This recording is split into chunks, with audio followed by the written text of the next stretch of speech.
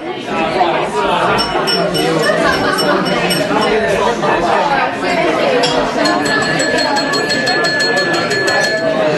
and gentlemen, may I have your attention, please? A quick question before we go into the speeches. Have you been suitably fed and watered? So,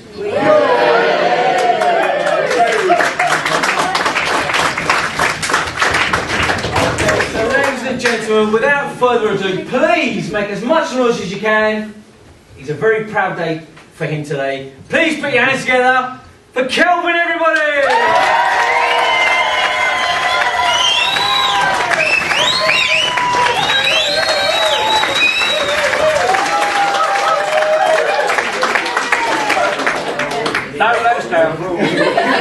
No pressure anyway. Good afternoon, everybody. As we've just said, I'm Kelvin, and as father of the bride, I have the pleasure and honour of giving the first speech and paving the way for the star speakers, the groom and best man. I'm sure they're itching to get up.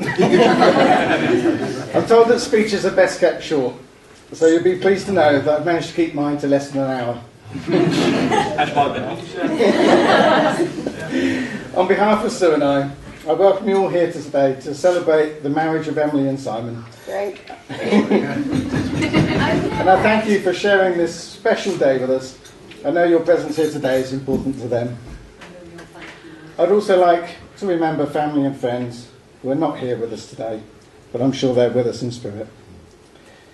Many of you have travelled a long way, and the Ascot traffic hasn't helped either for some of you who've travelled today. So thank you again for being here. I thank my mum and dad for, I think my mum and dad hold the long distance record though, coming all the way from Cyprus.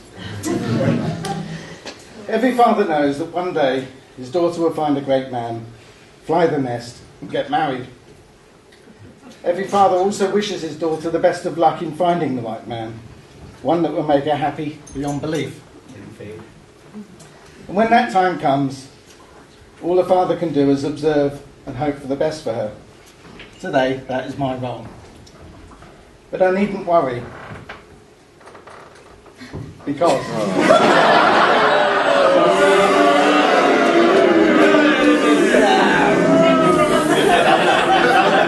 It was worth it.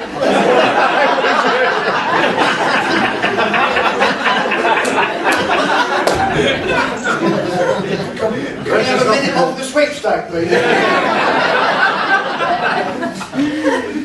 As I said, I needn't worry, because Emily has found the right man, a man who does make her happy. Here's to the future, for all your plans together, and here's to love, laughter, and happy ever after.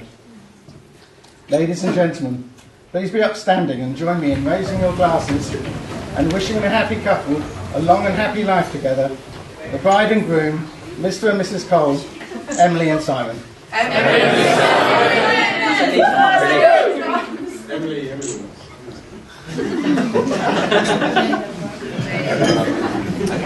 Thank you, everybody. Thank you for listening.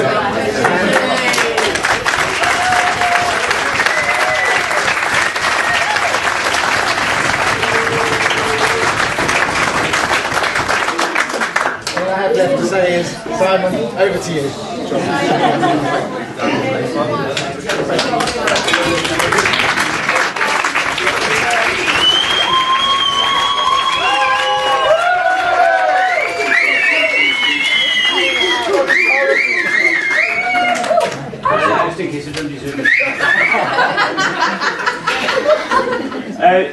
I did have a bit of a problem trying to write this speech, and a lot of it's come off the cuff, to be honest with you. Because simply, about 2 weeks ago, I had ladies and gentlemen, and that was it.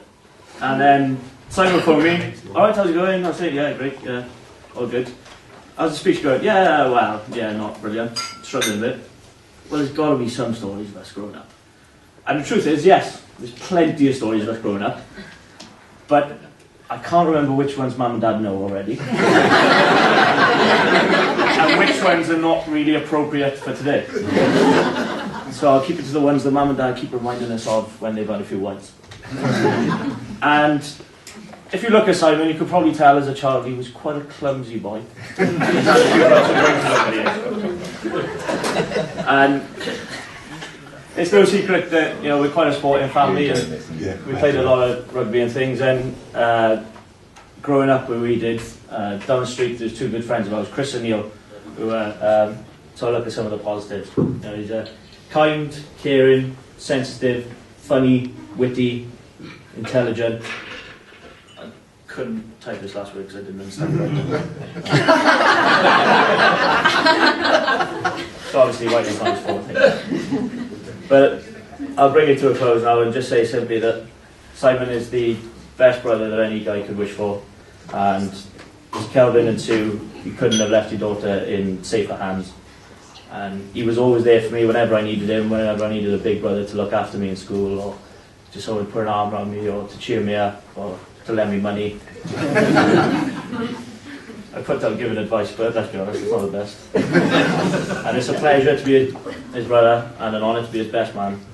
So if you'd like to join me in raising a glass, Simon and Emily, Mr. and Mrs. Cook.